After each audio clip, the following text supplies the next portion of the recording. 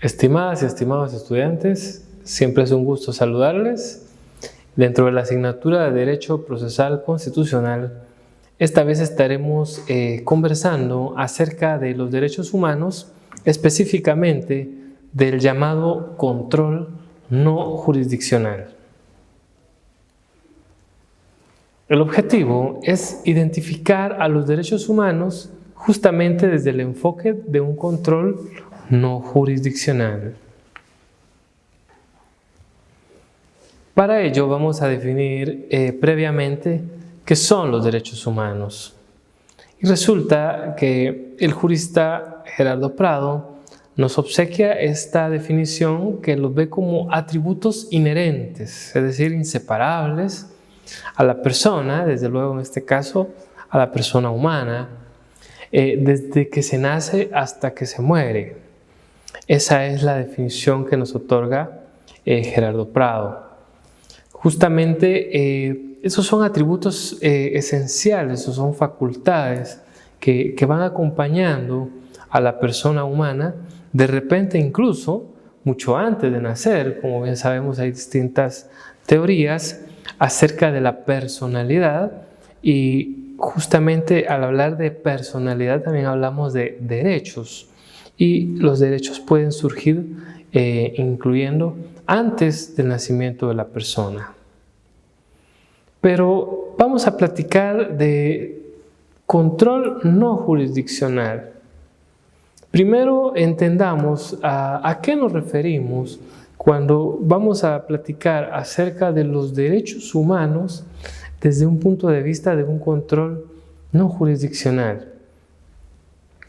Justamente la jurisdicción es aquella investidura que el Estado le ha conferido a uno de sus organismos para administrar justicia a través de casos concretos. Es decir, que en este caso el organismo judicial es aquel quien tiene esa investidura para poder juzgar. No obstante, entendámoslo bien, todo es derecho dentro de los órganos jurisdiccionales, absolutamente todo, tanto en materia penal, civil, laboral, procesal, constitucional, todo es derecho. Pero eso se da dentro de los juzgados. Entonces, eso es el llamado control jurisdiccional. Mientras tanto, nosotros si nos referimos a un control no jurisdiccional, tenemos que salir justamente de esa esfera de los juzgados. Y entonces es acá donde vamos a llegar a otro tipo de controles que también la propia Constitución nos va colocando. Y una de estas entidades específicas y creadas a partir de la propia Constitución de 1985 es la de el Procurador de los Derechos Humanos. En virtud que esta figura como tal tiene a bien, sin llegar a un litigio, conocer y someterse a investigaciones de violaciones a esta clase de derechos tan inherentes a cada uno de nosotros.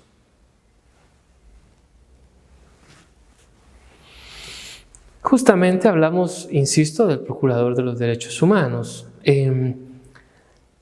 Vamos a ir a remontarnos un poquito de historia. Por ahí en las legislaciones de Noruega se le conoció como el Ombudsman. En países de Europa se le decía el amigo del pueblo, y en otros países incluso como el magistrado de conciencia.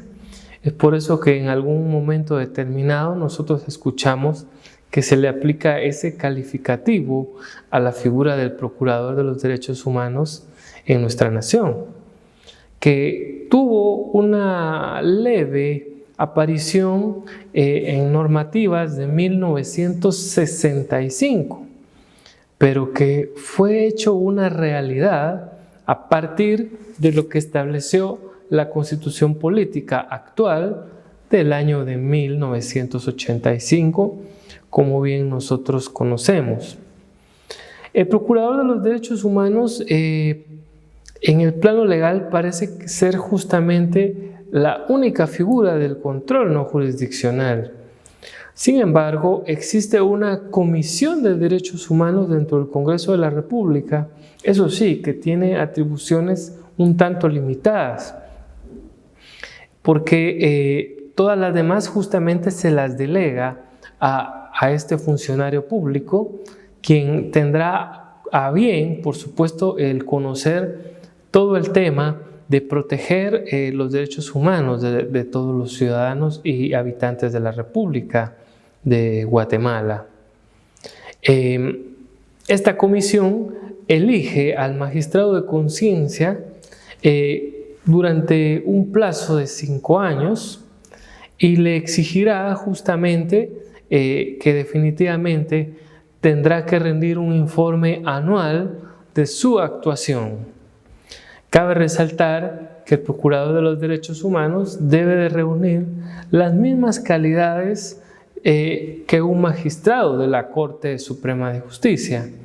Es decir, en breve resumen de lo que establecen los artículos 207, 215 y 216 de la Constitución Política de la República de Guatemala, diremos que debe ser guatemalteco de origen, abogado colegiado, de reconocida honorabilidad, por supuesto, haber desempeñado su profesión por unos 10 años y por supuesto también o haber sido magistrado de la Sala de Apelaciones, cualesquiera de esas calidades que justamente la norma le exige son las que se requieren para ser procurador de los derechos humanos. ¿Qué atribuciones tiene el Procurador de Derechos Humanos? El artículo 275 de la Constitución Política de la República de Guatemala es muy claro al establecerle por lo menos 6 funciones específicas, de las cuales nosotros hacemos acá un resumen. La primera de ellas es promover el buen funcionamiento y la agilización de las gestiones administrativas gubernamentales. Como podemos ver, es entonces el procurador el encargado de chequear que se le esté dando el funcionamiento idóneo a las gestiones administrativas y que se esté agilizando como tal la misma. El Procurador de los Derechos Humanos tiene que verificar constantemente la norma constitucional para ver que esta circunstancia de función sea aplicada a la vida de todo ciudadano y habitante de la República. La siguiente es investigar y denunciar comportamientos administrativos lesivos. El Procurador de los Derechos Humanos tiene esa muy coherente investidura. Puede investigar esos comportamientos que sean contrarios o que violen los derechos humanos de las personas.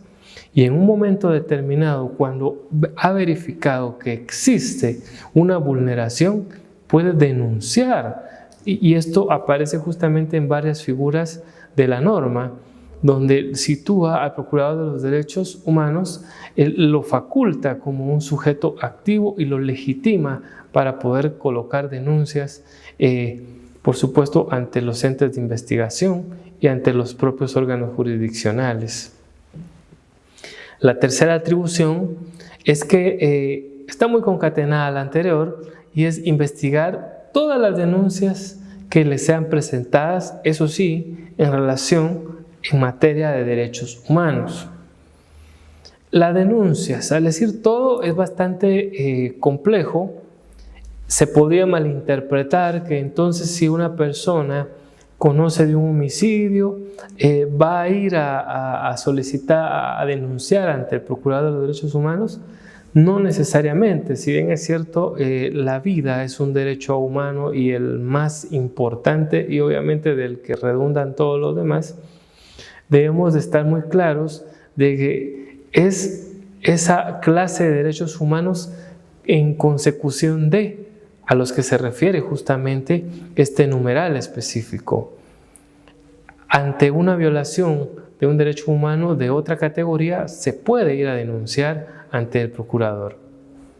La siguiente en el número 4 aparece recomendar privada o públicamente a funcionarios públicos el comportamiento que está teniendo en su administración.